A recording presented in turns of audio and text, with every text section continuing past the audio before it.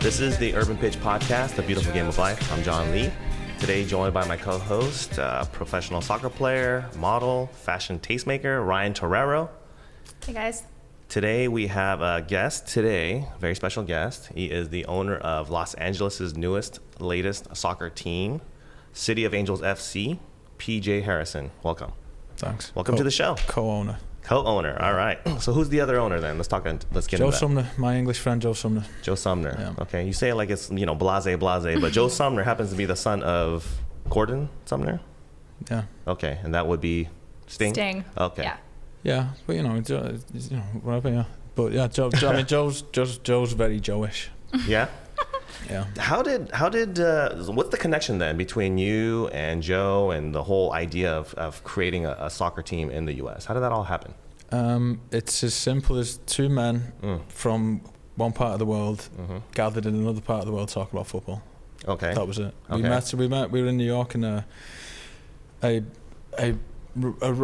political burlesque cabaret. Okay. That is like off Broadway. Okay. By supermodels and actresses and people who were like sort of friends of ours. Right. And he was in the band and I was helping out with one or two things around it, and we sort of dug out a corner of the dressing room together and got into talking about football for a week. And how long ago was this? 5 years ago. So. 5 years ago, and just that's when you guys had first met, or you guys knew each other before that? That's an incredible bonding experience. He's surrounded by beautiful women, but being completely disinterested in talking about the Premier League for 5 nights in a row is you're pretty good friends after that. Wow. And then you guys came up with an idea of, hey, we should kind of put together a soccer team at that moment, or no? No, it was put to me by somebody else, by an executive in New York, and who I was trying to hustle, and he hustled me. Right. And here we are. Yeah, well, via various different detours and side routes and things, but here we are. Okay. Why do you want to do one in USA instead of trying to form one in England? What's the difference? I like it. You like it now? I think there's a big opportunity here. England's saturated. It's really hard to find a team now and make that happen. Right. But in the US, there's a lot of people in. There's a lot of kids playing football. There's a lot of opportunity. Undiscovered talent. Right. Yeah, but the amazing thing is people say, well, there's a team in Los Angeles. It's like, yeah, there's a team in Los Angeles. Mm-hmm. And you two are friends though, right? How do you guys know each other, by the way? Football. I'll let you continue there. I know. Both of you guys have this weird smile on your face, so now I'm really curious. Yeah, football. We both have similar interests. Okay. I'm pretty involved in the creative world and obviously in the football side, and we kind of just clicked and got along from there. Yeah. That seems vague. I want the real story now. That's the real story. I like my ambiguity. I know, right? So ambiguous. Come on, PJ. How are you guys friends? What does he want to know? I don't know. How'd you guys meet? How'd you guys get connected? So with his football club, City of Angels FC, not a soccer team, football club. Sure. I learned my lesson. Oh, okay. But so he has some big ideas with that, not just in the football world, and I'll let you get to that later. But it's something that runs along with my interests. So we kind of met over, like I said, similar interests and similar ideas, and looking to see if I can get involved in that in some way. Okay. Mm-hmm. So it was through the soccer/football world, not through the entertainment, because I always feel like there's these crazy Hollywood parties going on that I'm not privy to. So I thought, and there's all these like backroom deals that are happening, and and so like it wasn't like that. It's definitely through football, and that's why this is a strong foundation. I see. Okay, so it wasn't through that. Do you go to like crazy Hollywood parties? Oh yeah, I see it on her Instagram all the time, and I'm like, where's the invite? That's what you got to learn, the TFTI, right? What's that? Thanks for the invite. After the fact, because you didn't get invited. Got you. That stuff's all in my past. Right. Okay. I'm not for that stuff anymore. Well, the thing is with Ryann, she personifies what we want to be as a club. Okay. She's in the valley. She has an interest in things beyond football, in the lifestyle aspect of it, and she can communicate that really well. And she's authentic, and she's football, and over and above all those things, she's a current individual. So she will put herself out to help other people in a way that's tremendously admirable, and something that I find important in not just a person, but what we want to do as a club, and also in what football should be. So for us, those types of people are rare, and you want to have them involved in what you're doing, because they can help create and spread your message and their own message in a way that I couldn't. Okay. She can communicate that better than I could. Right. Okay, so let's talk about this. So touched. I know, right? That's so very like touching. I'm like, do you have any open positions? Like, 'cause I want to like work with Ryan in that club too, you know? Well, let's find out how good of a person you are. All right. Well, through this interview, we'll Consider figure it this an out. audition. There you go, audition. All right. Yeah. So then, without being like a pessimist, right? Because there are 2 professional teams in the LA market now, right? In the MLS, right? And there's now USL, right? Is been as a division has been raised to Division 2, and they have 2 teams. Right. There's here Orange, as well with that. OC Blues. Yeah. And I think that's the only one. Ventura Fusion is PDL. Yeah. It's true. So there's like a lot of teams kind of in the landscape, right? Yeah. Why would, what do you guys bring that should be different, or, you know what I mean? Like, how is it? Because LA audience and the they're kind of fickle, right? Absolutely. Right? Soccer's still becoming, football. We're among Englishmen here. Football, it's a relatively new, not a new sport here, but I think the passion for it is relatively new. And it's growing, which is great to see. But I don't think people are as rooted in their team as they are in England and in Europe and places where football is 200-300 years old. Sure. So I think the fickleness is absolutely true. It's easy to flip. It's easy to not really follow. There's not this, this family generational background. Yeah, and this hype-driven LA culture, what are you guys going to try to do to really bring something different or unique? No, we're not doing any of that. We're not going to hype it. Football sells itself, and you don't want to sell somebody on something that's pumped up.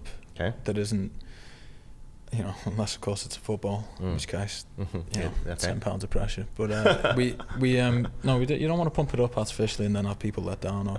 You want people to organically come and get involved in your club. So when we could go about setting about some hype and making a bit of noise, but those people only come for the first week and then they gravitate towards something else that's shiny. So. For us, it's about being a real thing and organic, and having gradually people come in and get involved with what we're doing. And we're doing some things differently, but ultimately it's football. The location of it's alternative because of it's a different place to Carson, and not that those guys are competition either. So, and the proposition of it is alternative. And alternative to kind of what's out there, so people that may be not current fans or disillusioned by the current state of the game. Well, whatever reasons they have for wanting to support football, whether they want to support grassroots football, take the kids to a game, just watch it for the joy of watching, be a part of a movement, whatever those reasons are that you want to get involved in football, they're welcome.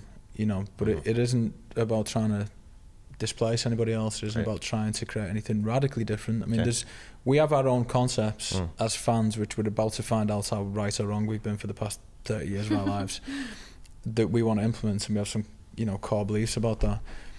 But overall, it's not that different. Football clubs more or less are the same, apart from that particular culture. But the culture that's going to exist with this club is going to be decided by the people of the San Fernando Valley, and so however they decide, I don't know what they're going to be like as a group. All right. So before we get into all that, then let's just kind of go with you. What is your background then in terms of before you were a co-owner of a football team, right? What is your background? What do you do? How did you get to where we are today? God, I don't know. Well, because you professionally you don't have a football background, right? I got a little. Okay. So first of all, I had the tremendous privilege of being born in Evertonian, which is like I'm forever grateful. Okay, so was that the team that you represent and bleed and die for? It sounds like. But not his partner. Oh, okay, but not your partner, the co-owner. What team is he? Newcastle. Okay. What do you want me to say? Okay. Newcastle. Right. Bless him. So. Joking. So I'm born in Evertonian, big into football. The highlights of my life, even now, playing football with my dad. My dad still plays football. He's 60. He's a monster. Okay. So that was the biggest treat ever. and I will actually time flights back to England to play football with that man. You know, like make sure I get back for Wednesday or whatever it is. So that was the biggest joy, one of the biggest joys. You know, I have a great mother and brother and all that stuff, but I love playing football. So I went to my first game when I was 5. We won the league again a couple of years after. You know, cups and all that stuff. Gary Lineker, the great Gary Lineker, great Andy Gray, Graham Sharp, and loved it. Was completely sold. It was the first time I'd ever seen green grass in my life. You know, just fabulous thing. And I spent a lot of time going there over the years with me uncles and friends and cousins and stuff. And later on, I ended up working with the club on marketing stuff and some brand stuff, which was, you know, great fun. And you know, hanging out at the training ground and all that stuff. So that was all good fun. So I do have some history in football. But only like a little. Beyond that, I was music. So I was music, a little fashion. I worked with, you know, I did a bit of stuff with Burberry and did different brands. So what does that mean? You did stuff with Burberry and other brands? Like, what, you model? I mean, you could pass for a model. Is that what you were? No. With Ryan? On a fashion campaign, and that's how you guys met? Can you imagine? I know, right? I think that's the real story. Okay, see? Let, you know, be honest here. No, I was, you know, I do a bit of creative, so if they wanted, in that particular instance, you know, the fabulous head of the company there wanted, I think, a complete visionary. He wanted, you know, certain bits of music, and for whatever reason, I was producing those bits of music and things. So we do like, you know, like the Fashion Week in Milan or London or store openings in Beijing or New York or things like that. So, and I very briefly managed a high-profile model, and I worked with a couple of high-profile models on music and things. So I was sort of around it, and I have a lot of friends who are in that world as well. So, you know, I have like a little finger in that pie, and then you know, music, and mainly music, a little film. Got it. So your background is like creative direction kind of thing with the music and the fashion, and kind of that's where you're. But I've always been. I love culture. I love adventure. I love art. I like people creating things. I'm all for people being a catalyst, and a lot of people consider themselves creative without creation. And that's the crucial thing, is that you have to make something. And I'm all for that, whether it's good or bad. It doesn't matter. So you mentioned earlier, like you're going to allow the club to go in the direction with the people and what they're into, but I'm sure there's certain ideas that you guys are kind of tossing back and forth about, some creative elements with your background you're going to put into the club. You know, we're gonna inform the visual, the aesthetic of the whole thing, but in terms of the game day experience and the culture of the club, I mean, we could try to manipulate that, but what's the point? So as and when people come to watch us, hopefully they'll, you know, that whatever songs they sing, that's you know, you're not gonna create the songs for them, right? No, okay. No. So I've seen that done. Really? It's horrendous. So what do you have in terms of you know, because I'm sure not too many people have started a football club, so what's kind of the immediate things that you guys are working on in terms of like getting the club up and running? Well, I think there's 80 professional teams in England, and I think there's 100 in the NPSL, or pushing 100, so it is something that people have. I don't think it's quite as rare as it may seem, and there's all people from different backgrounds and experiences doing it, you know, and they're all interested in their own way, they're all going about it different ways. So we've taken the core beliefs that we have about what football should be as a social vehicle for people, and then we've put on top of it our creative interests, and you know, because everybody who starts or owns a team has a strength, and that strength may be that they own a construction company with 200 employees and they all have season tickets and they can create a field, or you know, they have a real good grassroots youth team, so they've got 2,000 grassroots members who by the time they have a pro team coming, everybody's got their own strengths. Our strengths happen to be a little more visible, but then we crave the strengths that each of these other teams are, so we want to be part of a community where we all share kind of the best practice to help the whole thing come up, you know, because it doesn't matter to us if we help a team in Minnesota or somewhere be better. Well, that can only help us. We're not damaging ourselves in that endeavour, and equally if they help us, it's not like we're on the doorstep. So for me, as long as we're doing it the right way and we're all working together to promote football, then good.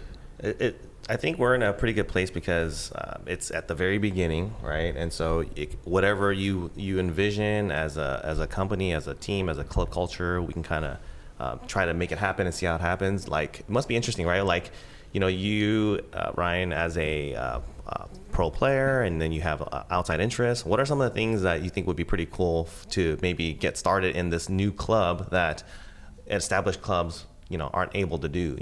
Would you bring some kind of like elements of music, fashion? What are some ideas that we can kind of throw PJ's way here? So I've actually spoken to him about this a bit already, and what I love from his plans and what he wants to do with the club is it's not, yes, football is the priority. Okay. Yes, obviously helping the youth and the grassroots level and developing these players, creating a home for them where there really isn't a home in the Valley, for these for these people is incredible.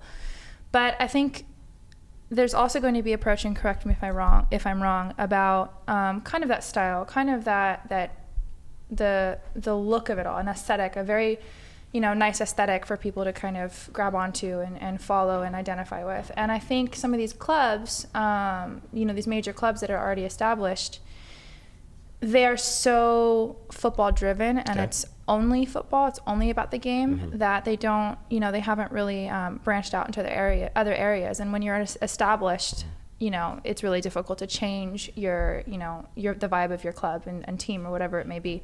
So what I like that they're going to do is have these elements of fashion and style and aesthetic, aesthetically pleasing to the eye, be able to get a more sense of a creative sense and a football sense kind of together. So I love that idea that he's got it.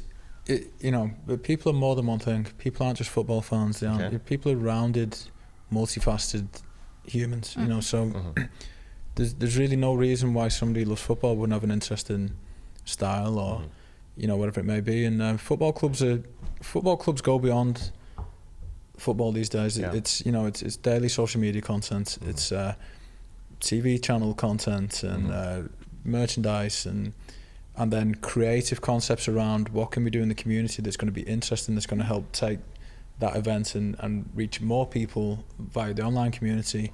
So how can we put thoughts around that's interesting? And that's just for us in mine and Joe's type of work.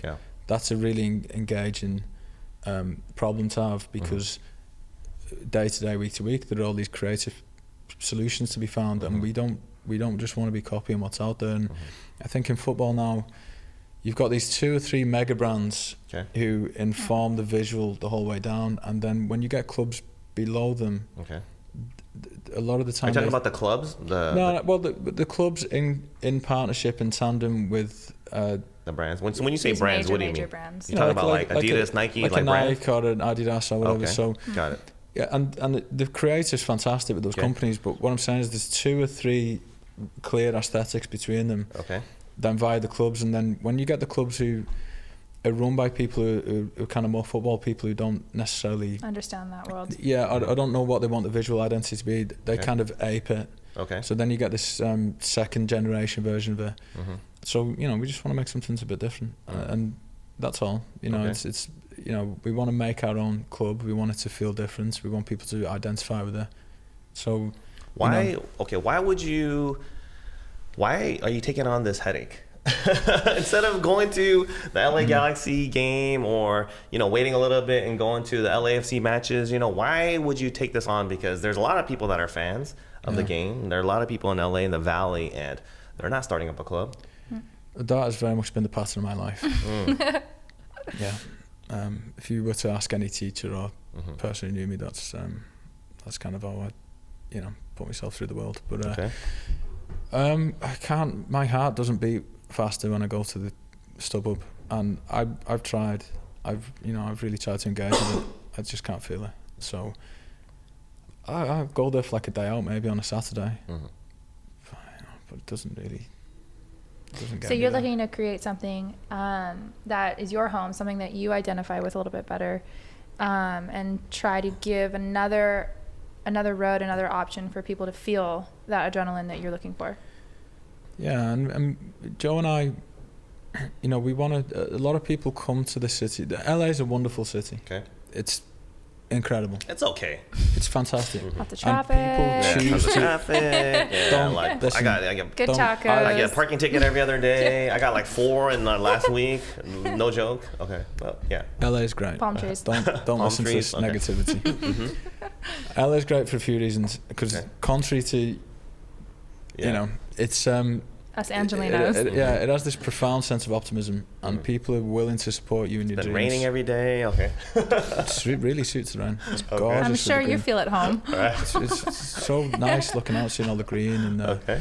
But anyway, so it's got this sense of optimism, and people come here to try and achieve something extraordinary. Yeah. And we want to make something extraordinary, but we don't just want to take from the city. Yeah. We aren't, it's like we're not trying to move it to be given movie star status by this. We want to come to a community and create something positive, create a small legacy within it, help be part of the story of the city, help add to it, and ideally give something to the city as well, because Joe and I are taking a lot of really good stuff from the city at the minute.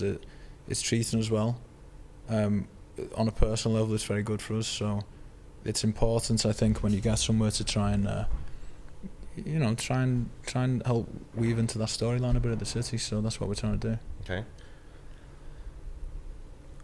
The soccer landscape in the U.S., football landscape in the U.S. is changing dramatically, right? It's very in flux, right? Because we don't have this 200, 300 years of I feel culture, like even though it's changing, the the core things are staying the same, which I think might be the problem. Okay, good point. So with NASL, right, there's USL, there's MLS, and there's, USL recently got bumped up to Division II status, and there's a lot of kind of, 3 disparate entities, if you will, kind of, working in somewhat in tandem and also in contention.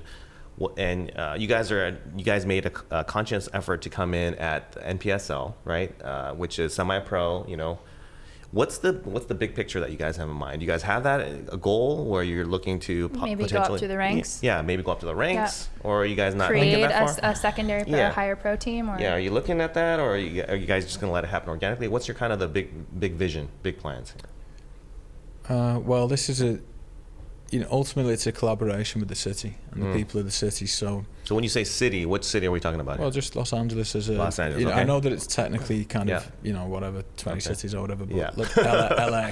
The city. Okay. Yeah. All right. Yeah. It's collaboration. Yeah. So if people respond to it and support it, and we work with them to do that, right, then it could go as far as it wants to go.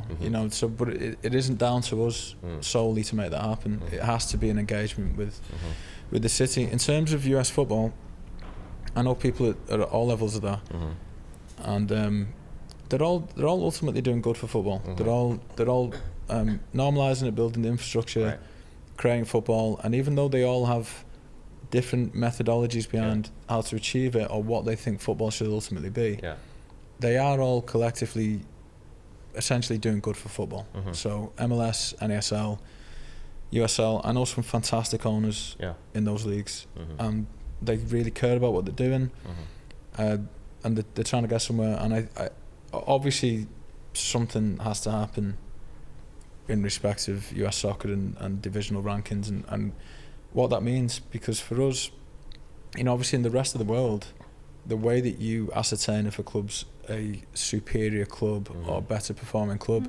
is that you can play teams from your league, excel, play teams from another league, excel, and continue to promote yourself. Sure. And so the whole organisation, the club finds whatever level is appropriate for it at that moment in time. In the US, it largely comes down to the size of the market, the size, and the stadium capacity and the net worth of the ownership. Okay. That's so what is there to say that are Detroit City an inferior organisation to Arizona United or something? Who's to say which of those clubs is what level they're at? So I think that's so when we looked at it, we thought, well, this all, you know, I mean, what's the difference to us if it's D2, D3, D4? Right. You know, listening to PJ's like responses, I get this sense of like there's too much money behind them, where like it feels like, because a regular, you know, kind of average Joe doesn't think that way, and they got bills to pay. We got you know, payroll and this and that. Like it sounds to me like almost like a very like a hobby kind of perspective, where you guys, I don't feel the pressure coming. You know what I mean? Is there like a lot of investors and money behind it so that you don't feel that way? But it's a startup. But the thing is, if we'd have gone into one of the, if you go into MLS, you've got to, you know, you got to somehow knock up 350 million or whatever to do the whole thing. Sure. Then there's a pressure.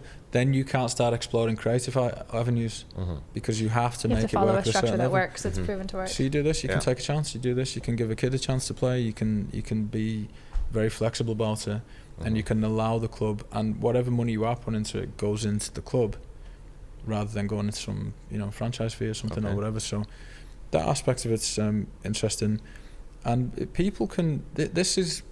It sounds like a big thing, and it is a big thing, and there's lots of stuff for us to do, tons of stuff, and you can almost get lost in how many ways you can take it. But people make things, you make projects. This is no different to any of the projects. If you want to start a football club, do your research, bumble your way through it, bring good people into your team, and start a football club. And it's an achievable thing. It's a real thing. If you've got a bit about it. There you go. Well, listen, I wasn't born with that. Well, let me ask you this: Are you hands-on then, or like what's your like day-to-day role? Are you there operationally day to day, or are you kind of the guy coming in and popping your head in every month and be like, hey, good job, and then popping back out? Yeah, creative director. That's Joe. That's Joe. No, I'm only teasing. No, he's great. Yeah. What's the kind of the my hands division? on are like this. Okay. So you're day to day. I'm currently throttling her. Okay. Yeah. No, the thing is, me and Joe have got a wonderful relationship. Yeah. What's the dynamic? It's one of the great partners, because I knew that I needed to be in this with somebody that I got along with for a long, long time, and that we understood each other and because you have to understand with a partner, it isn't just business. You have to understand that person's life, that person's character. It's a relationship. Yeah, you have to love them in the way that and you have to be able to kind of flow with each other. So Joe and I have got a great partnership, and we have some overlap in terms of what we can do or bring, but then we've also got this these other aspects that we both got slightly different skill sets. So right. So what are those skill sets? Because we understand you have that creative direction background. What's his background? What does Joe do? What does Joe do? He's a musician, but he's really a musician. He's not just a musician, he's a creative beyond that. So he's, if you hang out with him for a couple of hours, he's got a bunch of fantastic ideas. So he's music's what he does, that's what he's good at. But he's also invented an app called Viclone that was, I think, like one of the best performing apps of 2012 or something. Okay. And then he made this other one called Weave, and he's just somebody who, if he has an idea and he can create it and make it happen, he's like that. He likes a bit of an adventure like I do, and he likes the story of, it's a fun thing to do, right? It's like, Creating a football club, but fun. he's a fantastic musician, which is sometimes a bit overlooked by people, and he's a wonderfully talented guy, and he's beyond that. When you do stuff in the studio with him, he's not just, he's a good person just to have him what you're doing, because when everybody else is getting a little way down or whatever, he's just a fun guy to have around. So well, it sounds like there's two creatives kind of running the show. Yeah. No. So what are you kind of focused on, and what is he focused on? There are adults involved as well, but he's really Yeah. No, the thing is with Joe, I've been on the creative and the there's a moment in all this stuff where art meets commerce. So and the same for Joe. Like musicians now, they have to have a degree of business about them and the personal brand, and it's probably the same for Ryann with kind of where she's going in life. So you have to have a bit of something about you. So I've worked owning record companies or being a consultant or managing things, so I do understand the business aspect of it. And you've also had successful businesses that you've started, your label and things arguably like that. yeah shout it out. What labels are we talking here? I find success a difficult thing to gauge, because I recognise success in other people all the time. Okay. But there's degrees of success, so you could argue that by starting a label, that's a successful thing in itself, because you made something. Sure. But you could argue that Motown's a successful label because the commercial. So I find that I have a bit of a strange relationship with that. It's hard to gauge when you feel like you've done what you could have done, and to be honest, I don't think I've ever really done what I could have done with anything at this point. Right. You know. But sometimes I think that's a really good kind of position to have. You know, this ideology where you're never quite satisfied. It seems, you know, you're always pushing for better and always pushing for the next thing. And I feel like, you know, listening to you speak about success, you kind of embody that, you know, where you're not satisfied with what you've done, although it has been phenomenal, you know, and I think that's the same attitude you're taking with this football club. I find satisfaction in my friends and family really easy, because I was with a really good friend of mine, Max, yesterday, and he was telling me a personal story, and it filled me up for the whole day, you know. So that's easy. With myself, I don't know. I always feel like, you know, my parents worked hard and their parents worked hard and gave up a lot, and had to really struggle to put me and my brother in a situation where we at least had the opportunity to try and do something else.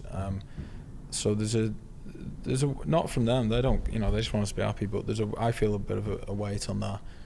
And at the same time, when you create something, other people come towards it, so then you have a responsibility to all of those people. So everybody who becomes a fan of this club, a player, somebody buys the t-shirt, whatever, you're responsible. You know, you've got to give them something to feel good about and proud about and deliver to them. And but, you know, that's a difficult thing. What are some early successes that you can kind of brag about then about the club so far? Some accomplishments, yeah. So what have you guys? I thought you were going to ask about me. I was like, all out of ideas. And personal, if you want to throw that out there. Yeah. Or how close are you to us seeing this really come to life in a physical way? Yeah. You guys are slated for 2017 to compete, to play? Yeah. Okay, and how far away is that? It's pretty close. It's coming up. It's really close. Yeah. Do I need to like call up some of my boys to play for your team, or are we at that level yet? Well, currently it's us with centre backs and goalie. Okay. So we'll talk about this goalkeeping thing in a minute. Okay. Yeah, there's a lot to do. It's an organic process. So people will only see the full realization of what we want this to be in 5 or 10 years. Yeah. You know, when it's reaching every 5-year-old and all those people. So because if we just landed like a spaceship with loads of money, and imposed ourselves on the landscape, people wouldn't respond to it. So it has to be step by step. So we've got a long-term, you know, kind of goal for what that's going to be. So what it looks like in August of this year is going to be different from August of next year. What about for the first year then? What are some of the things that you hope to accomplish within at least the year one? I think we want to begin the discussion with the local community and let them know what we're about, let them feel engaged, let them know that this is a club, and, you know, clubs are comprised of people and members, and that they're part of that. And that Joe and I are really the catalyst for making it happen. We aren't the club. So it belongs to other people in the same way that Everton sort of belongs to me in a way, in you know, at least, you know, in your head and heart. But you know what I mean. Like you feel a degree of ownership, and you're entitled to feel that about these things. So those people, you know, they have to help us form it, and they have to respond to it. So it's going to be a collaboration with the community, and we'll see what it looks like. So are you looking for you're looking for large fan involvement? Yeah, because what is, you know, that's that's great. That's something I think that's I think it's different, and I think it's good, and I think the people will be appreciative of that. You know, it's different. You know, especially with these major clubs, you kind of jump onto the ship that the car that they're driving. You don't really have a say in what direction the club goes. You don't have as much freedom when you're a part of like when you're coming to an established. Right. Okay. There's a value in just doing something as well, and the fact that you're doing something creates its own value and its own gravity. Yeah. And if you make it a strong enough gravity and the story of it compelling enough, more people come in, and then they can really build your club exponentially. So we've got honestly, we've had such a good response from different people. Cool. What about some like practical things like uniforms and stadium? Are those things established already? Sort of, yeah, kind of. I mean, we're not going to work. I can't say we're not categorically, but we're not pursuing a kind of manufacturing deal with anybody, because you know, we kind of like the idea of some flexibility with that, doing some brand collaborations, doing not making football all about 3 stripes or whatever. Right, so right. Okay. I'm not saying that we won't, but Okay. it would have to happen on a creative and community level that was beneficial. Okay. So what I mean by that is it would have to be a unique partnership rather than an off the peg Okay. thing. And we've got ideas around, you know, eco-friendly jerseys and price points and accessibility to people that, and visual, that a manufacturer, if we were to work with one, Okay. would have to do something that they don't do for many clubs. So we'd be a kind of an art project almost for somebody like that. Sounds like we're getting in really early, right? Yeah. In the thought process. Yeah, absolutely. But see, these are some of the elements that I think make City of Angels FC quite special. You know, you may have a campaign or, you know, something eco-conscious that a club does, but not at this level, not this deep into the club, not this deeply rooted into the club ideology. And I think it's something that, especially in today's day and age, is so relevant, you know, with all the issues going on in today. But I think it's something that has the ability to grow on a personal level with each individual. They can really grab onto things like that. You know, they can, with style, with, you know, with the economy and things like this, being affordable. I think it's easier to relate to a club that has these different points that rather than just a large professional. It'll speak to certain people. Exactly. I know the people it won't speak to, but football is one of the great social vehicles. Okay. It enables people in all kinds of backgrounds to build a better life. If not through football, at least the idea that they could do that, and they've seen somebody from their neighbourhood do that, so they realise that maybe it's not for them football, but they can make something of themselves, and that's really important, and that's something that we're big on. So this club has to have a message and accessibility to people, and I actually think that that's one of the flaws in youth football in this country too, in my outsider perspective. So that's really important to us, and then within that, everybody's doing their own version of that, so it filters through. So if we set a good example at the top and put some things in motion, then all of those people are, you know, I mean, Ryan's doing this great thing, and you know, she's helping some kids out in Belize, and it's I don't think she realises how affecting that's going to be for them. But I knew what it was like not to have like, we had one case in between like loads of kids, and you'd have to like knock and borrow it off them and like go and, you know, whichever garden it went into, get it back. So somebody showing up and like coaching and showing some interest and sort of giving football boots and balls is a really big thing, because those small moments are the things that instills in an 8 or a 10-year-old that there's an opportunity for them beyond what it's a mind-opening thing for somebody, and it's very hard to explain what that's like for somebody unless they've been in that situation. But when you have your mind altered like that, it's incredibly valuable. So we want to do that on the top level of the club, but we want other people to then take that baton. And you know, this isn't our thing. It's something Ryan's doing herself, but it's she's told me about it. It's incredible. So, you know, I think those are exactly the types of people we want to be involved with. So are you really, really wanting to get involved in the youth side as well? Yeah, I mean, you know, we've got to run a business, and youth football is a business, and I don't mean that in the sense that we want to absorb dollars every month from people, because we don't.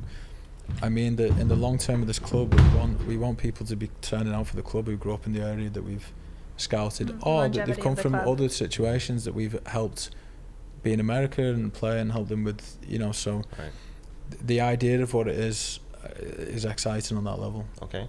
So if a bunch of kids in the valley and parents and all that want to go watch you guys, where are they going to go? What do you have a stadium, and what can they expect? You guys have like colors at least picked out, and crest, and what can they expect visually, and where? Where can we come watch this team? Where are we going to see this team compete? Where can we see them compete? Yeah, and what colors are we got? What, you know, yellow and what, black? What do we have here? Well, so I'll tell you about the stadium another time. Okay, so stadium is to be announced, right? It's going to be a field first off. Okay. And then later it'll be a stadium. Got it. It's so still to be determined or to be announced. Stadium's a little grandiose for where we're at, because we're a baby team. Sure. You know, we're new. So there's that. The colours, black and gold. Black and gold? Really? Yeah. And were you? Are you? They're aware. Really? Yeah, he's aware. Yep. Interesting. Okay. Who was the person behind the choices and who made the decision? Yeah, who made the decision and who stuck with the decision and why?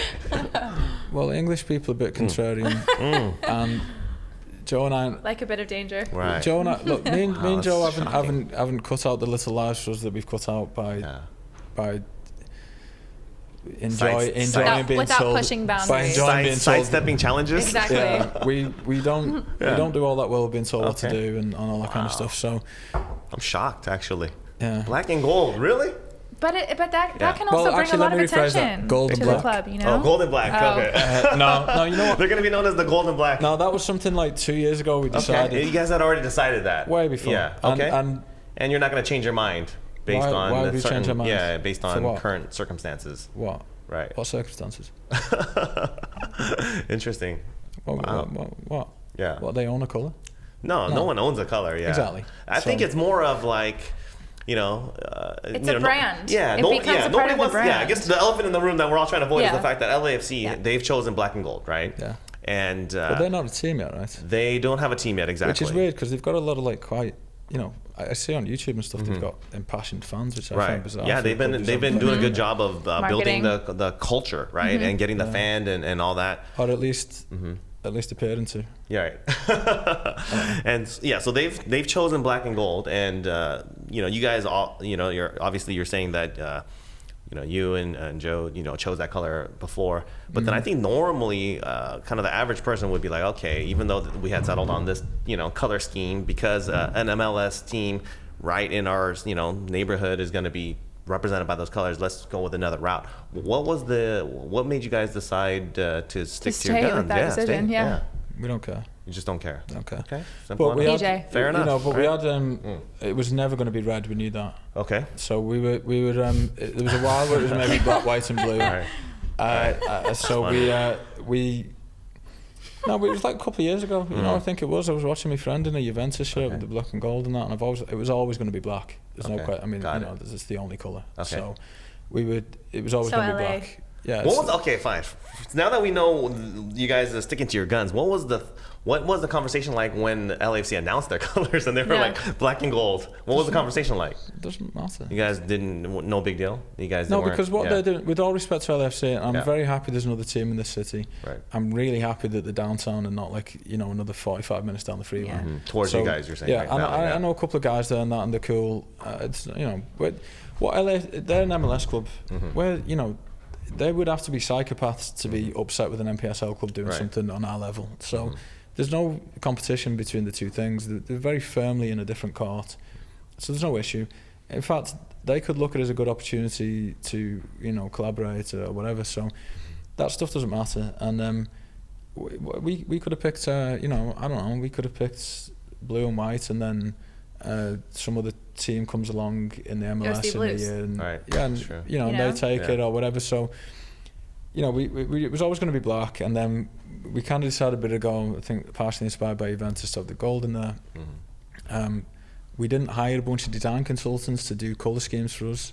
It was just me and Joe, sat in a pub or whatever, talking about or texting about colour schemes, and we had a good response to it. And then we worked on the logo with the Undefeated guys, who were great. And funnily enough, they came back with the same colour scheme without us really talking about it.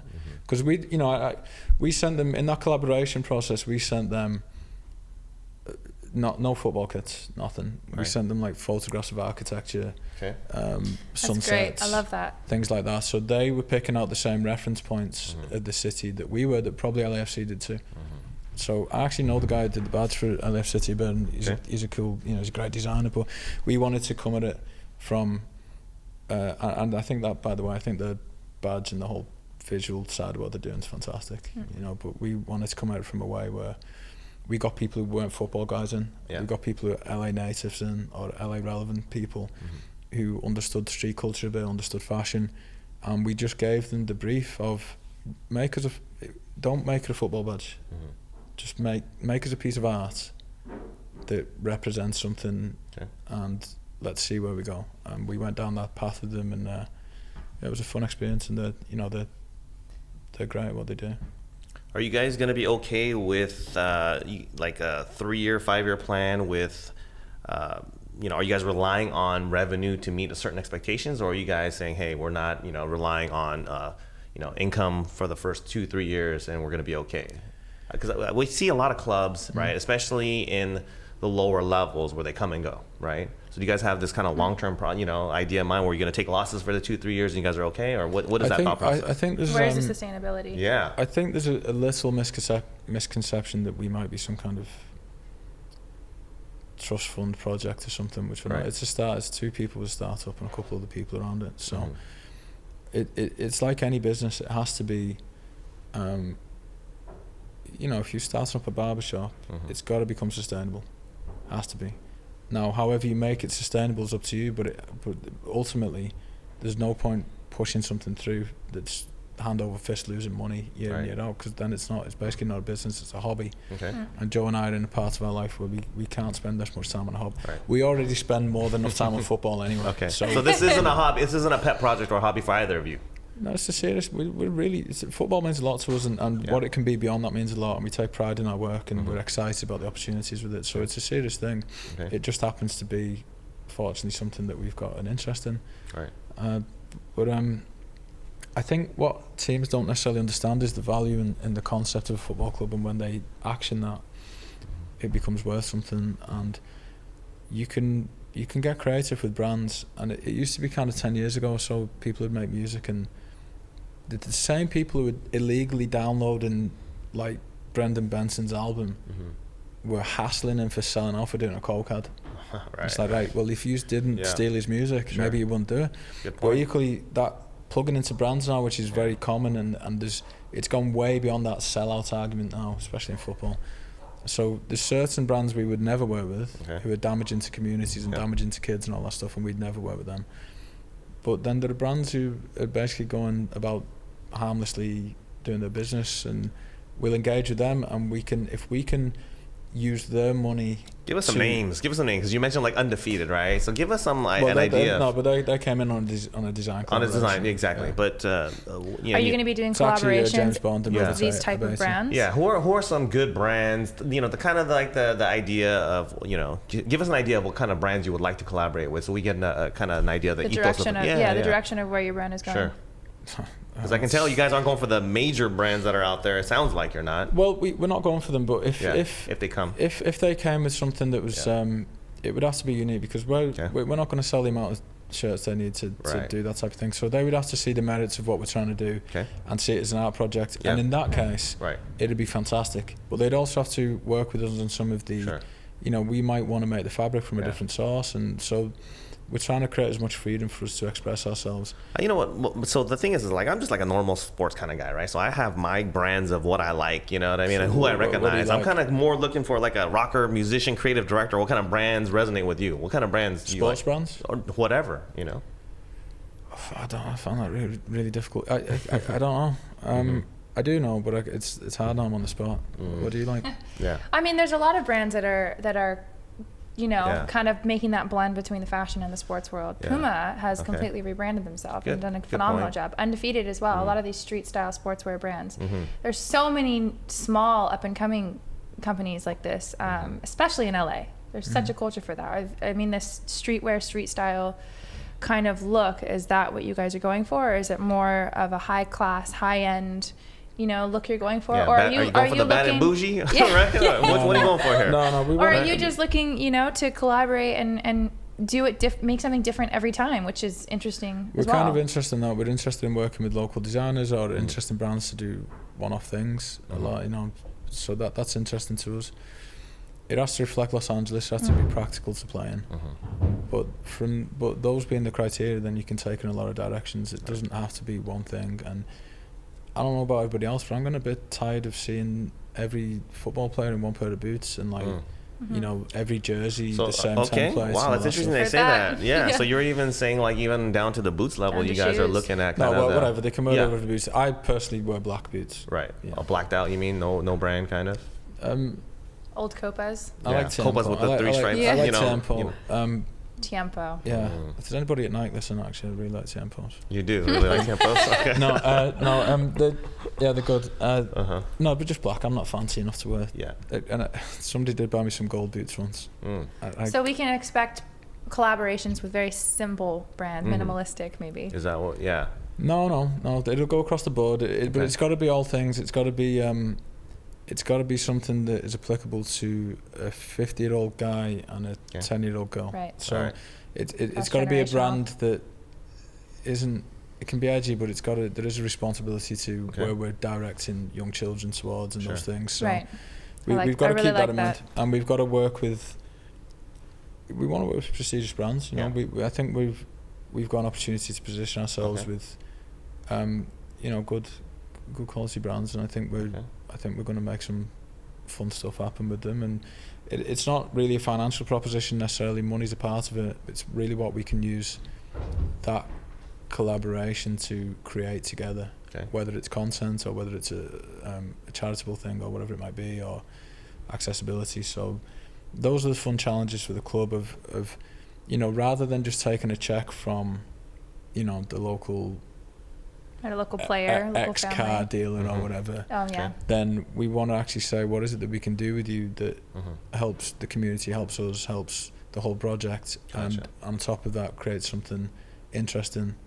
So that's the challenge for us. So we might be in a situation where we turn down larger money from one individual or one group to take smaller money from something that has a bigger reach or position for us. Okay. Well, with your connections and background in the fashion music world and your partner, are we gonna get any kind of Hollywood element involved with the club? Are we gonna get some? What do you mean, like dirty some streets? Rock stars? I don't know, some Drake showing up at the games. Or, drunk girls and dirty streets. Yeah. What can we expect? Sting showing up. Look. Sure, maybe. I don't know. No, right. No, come to the game for the football. If at some point there happens to be a movie star there, then like in every other walk of life in Los Angeles, when you go for breakfast or whatever else, sometimes that happens. But don't come with the expectation that that's what it's about, because it's a football club that if friends or whatever end up showing up, cool. And if we can work with some of those people to create moments that are important, then that's all good, but it's not kind of a cornerstone of what we're trying to do. So primarily this is a football club that has outreach in the creative world, not flipped. Yeah, which is good, because then you're respected for the football. You actually can recruit good players and good coaches. Drake though. I'd be more than happy if Drake because those movie stars and singers and rappers, they only go like to the winners, right? They don't support like the losing teams, right? And then they may come and go, right? Maybe just trying to think of Nas, he might not still be aware of this, but he is an Evertonian. It's documented and stuff. He's who is? Nas. Okay. Nas is an Evertonian. Really? I wasn't even aware he liked the sport. If he were to hear this, he might be filing through the thing, but he's... Actually, he wasn't just sporting it on a music video one time? That's definitely not what happened. What definitely didn't happen is I definitely didn't just give him a shirt to hold. That's not what happened. That's not what happened. No. Gotcha. I think he came with it. He might have been wearing it. I don't know. He's always at the Gladys Street in Goodison. Yeah, there's a lot of crossover between hip hop and music and pop culture with football now, right? Which you didn't see like 10, 15 years ago. So it's interesting. Sylvester Stallone's an Evertonian. Is he? No way. Wow. And they actually shot the last Rocky movie at Goodison when we were playing West Brom. And what was funny about it, I was there in the fancy seats, and they all kind of left and were watching, so at half time they were doing this thing where they would film the crowd to then superimpose later on Tony Bellew, who's the fantastic world champion Liverpool boxer, who's a crazy Evertonian, and Michael B. Jordan. And so they filmed it, and things were going really badly in that game. Kevin Morales just took a penalty off Leighton Baines and missed it, and it was right on a knife edge of how bad things could have been going. And bless him, the assistant director was trying to ask a bunch of northern guys at a football game to do what he wanted them to do. Wow. So, can you give us cheers? And it's like, cheers. This was during the filming of Creed or after? Yeah, this is for Creed, the stadium scenes that they shot at halftime. During a match, it's not going the way they want. So, and a season that was not going how we wanted. Wow. So when they came to they put this little thing of Sylvester Stallone asking everybody to help out and all that. And then when they asked us to start doing the booze, that was never going to go to plan. So all of the audio they've got is like anti-Liverpool songs. So it's hilarious. So if you watch Creed, they've kind of flipped it around, but you can still hear the lyrics. Yeah. I didn't know he was. So that's what's happening, movie fans, is that's 40,000 Evertonians singing about Liverpool. Right, booing Liverpool. All right, what do we have on to look forward to then for the next like 3 to 6 months from City of Angels FC here? Yeah, because the season's right around the corner. Yeah, we're having a party on Sunday. Okay, where? Yeah, let's shout it out. Well, first of all, are we invited? Yeah. There was a little bit of a delay. Big Hollywood parties. Big Hollywood, one of those big underground Hollywood parties that I never get invited to? North Hollywood. North Hollywood, okay. Got it. It's in the Valley. It's Grammys night, but none of us are going to the Grammys. Okay, so where and when is this at? And what kind of party is this? It's the Federal Bar. Okay. We don't know what kind of party it's going to be. It's going to be fun. There'll be like food and alcohol and Green Lantern's going to DJ as like the guy and the most chilled man I've ever met. This is to kind of like announce the club to the city. It's a starting release party? It's not like a major event. It's not like a big fancy thing. It's just basically an opportunity to go, look, we're here. We're actually doing something in the Valley that's a thing. Yeah. You can come, and now it's a public thing. Okay. So that's it. There isn't a presentation. There's not, some narrative. I really get the feeling that you have big plans for this club, but you want it to grow at its own pace naturally. Yeah, you're not into forcing it in a certain direction. It's like relationship, as my very dear friend Max said yesterday. It's like relationships. You can't force it. You can't overwater your flowers because you drown them. So you've got to water them just right. Right. Okay. So that's it with the football club. You can't drop in and tell everybody the City of Angels fans. All right. Is it overwatering it if you tell them where to get the information for this party? No, that's just enough water. Okay. If they want to go and the people in the area want to go check it out and kind of celebrate together. Yeah, just come. Come on. Do they need to get tickets in advance? Probably not. Okay. I mean, if they do, they can go to. You guys' website live? Sure. Yeah. They can go to our Instagram, which is at City of Angels FC, which hasn't got anything on it at the minute. Okay. But there's a link. You might want to get a ticket because it might sell out. But it's just a bunch of friends, and locals, and there's one of the great hip hop DJs playing, and a couple of the people dropping in some, surprise, secret, top secret, special guests, doing a bit of music. Yeah, sounds like a good time. Yeah, it'll be good. Yeah, all right. You're going for sure, right? Absolutely, I'll be there. I will be there. She'll be propping up the bar. Propped up at the bar? Okay, good. That'll be one of the rare chances to see Ryan actually partake in adult drinks. Using unnecessary carbs. Hardly ever. Yeah. I don't want to reveal any behind the scenes secrets or anything, but... What? Well, I'm just saying not everybody's sober at this podcast, are they? Gotcha. Okay, perfect. All right. Any last words to people that you want to introduce to the team and let them know what's happening? People we want to introduce to the team and know what's happening. Yeah. People in LA, right? There's a lot of demographics here. Is there anything I want to plug? Plug it out. No, just come and check us out sometime. Be cool, play football, buy a t-shirt maybe. Yeah. It's the most chillest football club owner that we're ever gonna meet, right? Yeah, that's what I love. It's so natural. It's authentic. Right. But do you want me to? A fan. No, it's like, hey guys, if you want to come, you check it out. If you don't, no big deal. But we'd love to have you. Yeah, if you're not doing anything. Yeah, if you're not doing anything, have some free time, come by and check it out. What do you want? Like NFL style? No. We like authenticity, so that's great. Just come and help us out, support us, or don't, and. Hopefully we'll make it something fun for everybody, and that's great. Who knows, in 5 years' time it could be somebody else's club. Great. So it's not mine and Joe's anymore, it's other people's now. Great. Awesome. I love that. PJ Harrison, co-owner of City of Angels FC. Come check him out. Can I just also say congratulations, Romelu Lukaku, on a fabulous display against Bournemouth. 4 goals. God. I'm gonna have to and that's a wrap.